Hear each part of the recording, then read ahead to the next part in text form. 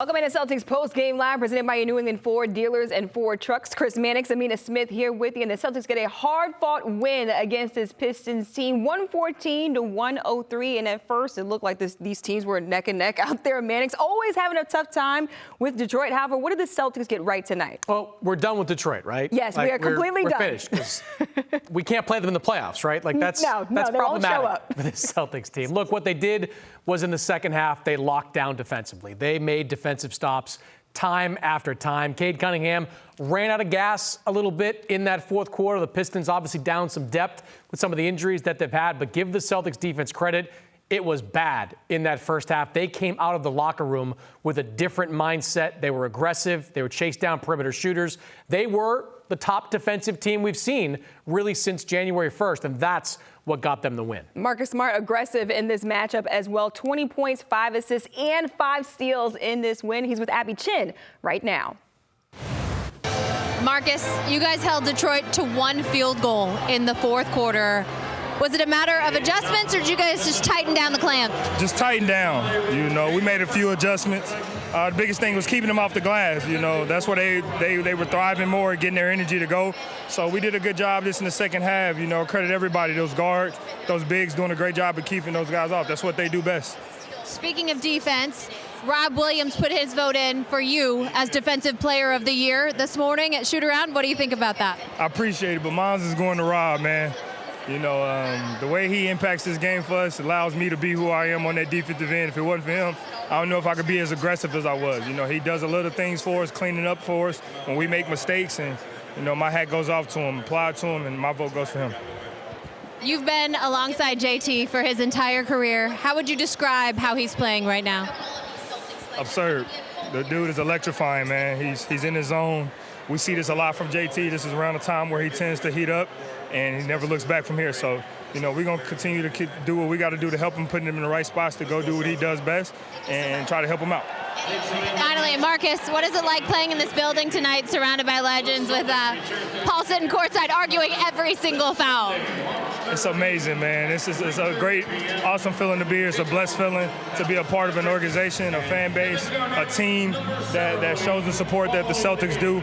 And, I mean, I don't know, other than us, I don't know another place where the fans show love the way that we do here. I'm sure there's places in the NBA, but right here, this is where it's at. Marcus, thank you so much. Congrats. Go find yourself a shirt. We got Scal here with us from inside of TD Garden. Mannix, did you know that Marcus Smart, he led the NBA in combat muscles? Do you know that's a thing? I did not, but I'm just thrilled to be joined by Pistons analyst Brian Scalabrine. Oh, look, Scal, I got to tell you right now, Mannix has some pressure for you, so I'm going to let you have the floor. I'm sorry, before we'll get into all this, but I was called the casual at some point during a live broadcast. So casual Piston fan. Okay, fine. Okay, Scal, do tell about the Pistons and Marvin Bagley, who was acquired, I think, for a bag of basketballs before the trade deadline. Jamarco Pickett, you can't stop him, can only hope to contain him. Just a legend in that first half. And I'm sorry, the piece de resistance at the end of this game was you saying Luka Garza, good player. Like right there at the end, Luka Garza, good player in a double-digit loss as he makes a face-up jump shot. So I applaud you. This was a game until the fourth quarter, and give the Celtics credit for doing what they do, defend at a high level. But come on, man, you can't tell me watching Cade Cunningham that this is not going to be a future all-star in this league. And the way that they're playing right now, moving the basketball, they're a lot better than you admit. You have to admit it. The Pistons, when they beat the Celtics right before All-Star break, I told you they're better than people think. And you're like, no, they suck. And I'm like, no, they don't. They play good basketball. They've won 6 of 9. Now it's 6 of 10 after tonight's loss. But give the Celtics a ton of credit. And 5 of their guys, like their bench guys that kind of mean something to them, were out today. So, yo, Mr. Casual, chill out. I'm sorry, I didn't realize you follow the Pistons on the regular basis. I like the Pistons. I like Cade Cunningham. You like the Pistons. You love the Pistons. You need to get a Scalabrine shirt with the Detroit Pistons. I'm all in on Cade Cunningham. He has been great. I'm just saying every time Marvin Bagley goes up against the Celtics in a Pistons uniform, he seems to play well. I didn't know who Jamarco Pickett was before tonight. No idea. He's got 8 points in that first half. See, he came out of Georgetown. I looked it up after the fact. I did not know anything about some of the guys guys that were out there. Scal, they were down like 5 guys coming into this game tonight, including Celtic killer Isaiah Stewart, who always crushes them on the glass. Yeah, but you do know Marcus Smart, right? And you can now finally admit that, like Marcus Smart is probably better for this team than Lonzo Ball. Like, can I at least get that? Like, we know what this team right now, they're a championship caliber team. Like, their defense is lapping the field. I told you in free agency when you wanted Ball and you brought up Bob Cousy. Oh, yeah, Bob Cousy agrees with me. And I'm like, listen, Marcus Smart is a perfect fit for this team. Once they start playing the right basketball, he is the perfect fit for this team. He's exactly what this team needs. Scal bad-mouthing Bob Cousy is the headline here. I didn't want to get in the middle of it. You brought up Bob Cousy. You brought hell. See, Bob Cousy agrees with me. That's what you said. You're like, you were looking for like guys to back you, to stamp your opinion. But this is all about Marcus Smart and the way that he plays and what he gives to this team. The attitude, diving on the floor, getting other people involved. He's a great passer, high basketball IQ.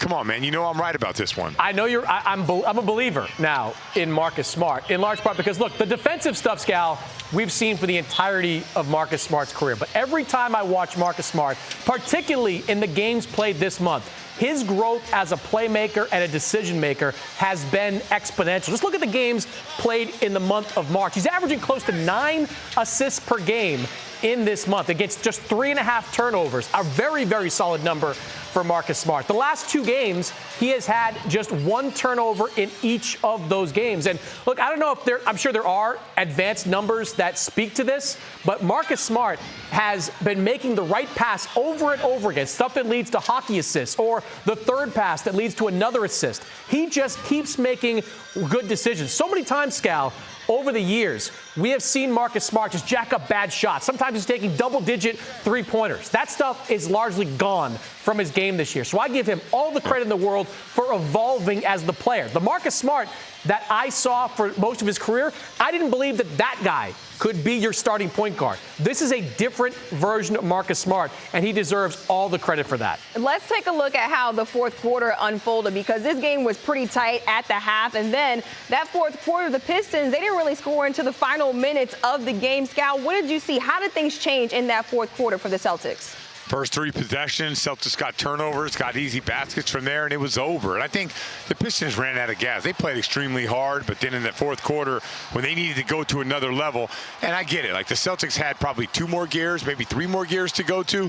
Pistons were playing full tilt for 3 quarters, and at the end, when the Celtics raised up the defensive intensity, it was over from there. They had to get Cade Cunningham back in and Grant back in, and at that point, there's nothing they could do. The lead was too big, and this thing was a wrap. Yeah, and I didn't see, Scal, the same physical Pistons team that we saw in the last couple of games against Detroit. You look at those games, they were great on the offensive glass. The Celtics beat them on the offensive glass this game. They were physical overall on the boards. The Celtics had a rebounding edge in this game over the Pistons. So that's where I think they missed a guy like Isaiah Stewart, who was physical in those previous games. But I thought Boston matched the intensity and exceeded it in that second half to lock down defensively and put this game away.